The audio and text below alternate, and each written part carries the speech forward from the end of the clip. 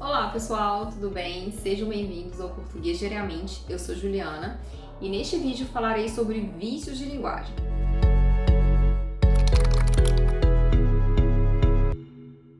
Bom, basicamente, um vício de linguagem é um desvio em relação à norma culta.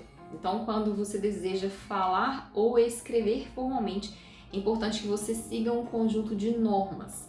E muitas vezes, quando essas normas não são seguidas, há risco de gerar dupla interpretação, de gerar alguma confusão em relação à recepção da mensagem. Bom, há alguns vícios de linguagem que são muito comuns e neste vídeo eu compartilho com vocês quais são eles. Bom, a primeira modalidade é o barbarismo e você pode cometer esse vício escrevendo uma palavra errada. Então, por exemplo, você escreve estou ansioso, mas em vez de escrever ansioso com S, você escreve ansioso com C.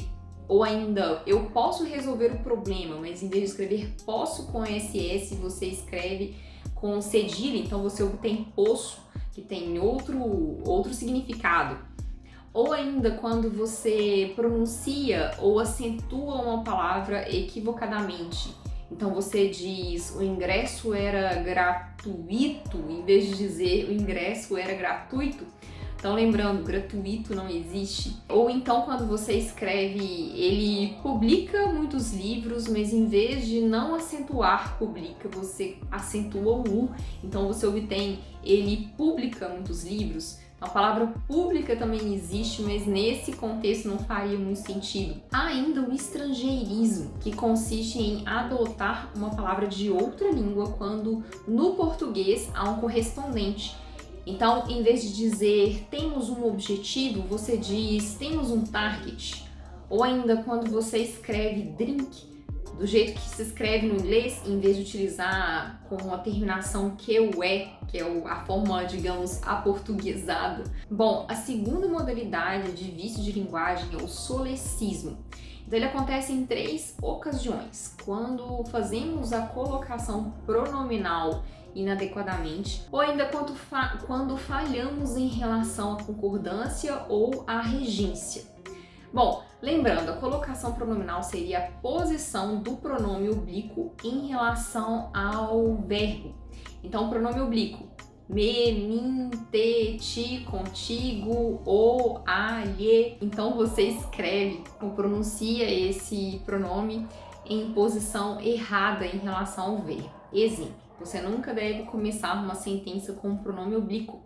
Então, em vez de dizer devolva-me o que te emprestei, você escreve me devolva o que te emprestei, né? Ou em relação à regência, quando você usa a preposição inadequada, então em vez de dizer ele namora Joana, você diz ele namora com Joana. Ou ainda em relação à concordância, você coloca haviam muitas pessoas na festa em vez de havia muitas pessoas na festa. Então lembrando que o verbo haver com o sentido de existir não tem sujeito e nessas condições ele não deve ser utilizado no plural. Então você se esquece desse detalhe e escreve o verbo no plural. Então você estaria o quê? Cometendo um solecismo, um vício de linguagem. A terceira modalidade de vício de linguagem é a ambiguidade.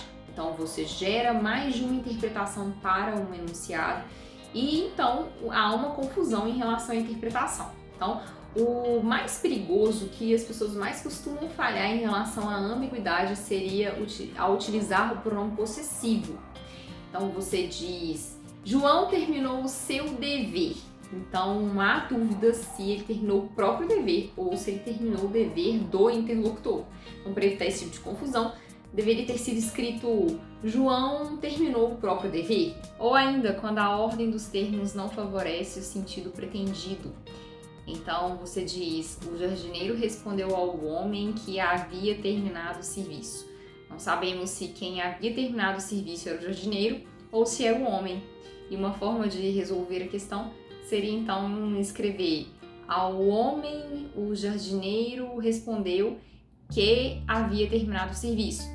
Então veja que nessa troca, ao você modificar a ordem, você já consegue solucionar a questão. Bom, a quarta modalidade de vício de linguagem é a cacofonia. Então, duas ou mais palavras juntas, né, ao serem pronunciadas, geram um som desagradável.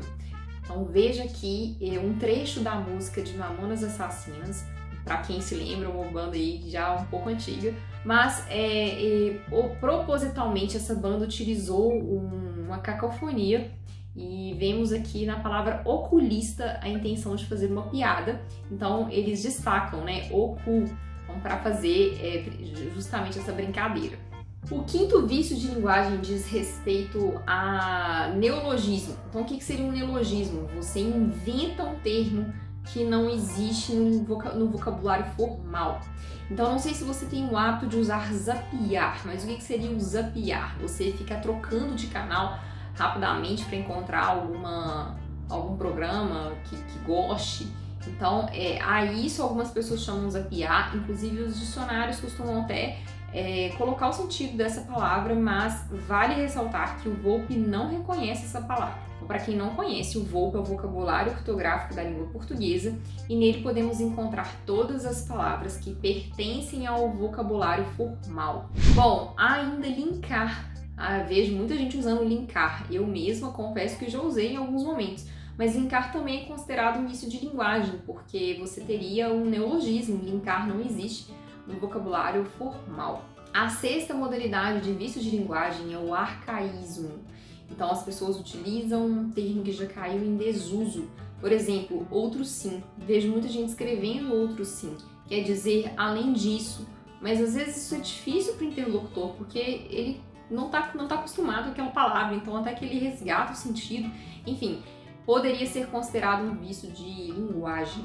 E por fim, o sétimo vício que eu cito aqui é o pleonasmo. O que é um pleonasmo? É uma redundância.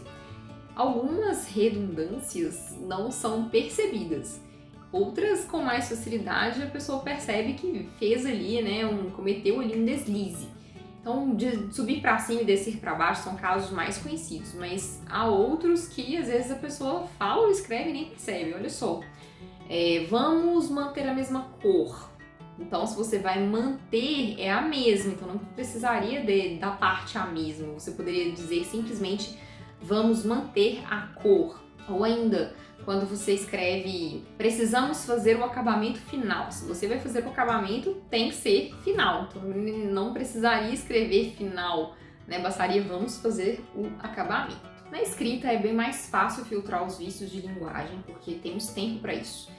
Então, você produz e logo depois verifica o que foi feito. Na fala é um pouco mais complicado, porque você faz tudo simultaneamente, você fala e pensa.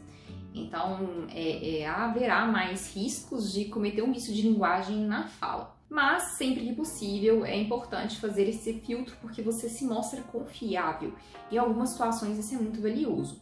A minha dica é que você mantenha ritmo de leitura, porque isso facilita a sua percepção em relação aos vícios. Então, procure textos formais para que você se adapte à modalidade formal da língua. Não deixe de consultar o dicionário e o Volpe. Então, o Volpe é o vocabulário ortográfico da língua portuguesa.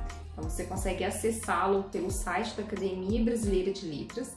Basta você colocar a palavra no campo de busca e conferir se ela existe no vocabulário formal ou não. E no mais, manter hábito de estudo, porque conhecer as normas de regência, de concordância, colocação pronominal, isso tudo é uma questão de estudo. Bom, sinta-se à vontade para fazer alguma sugestão.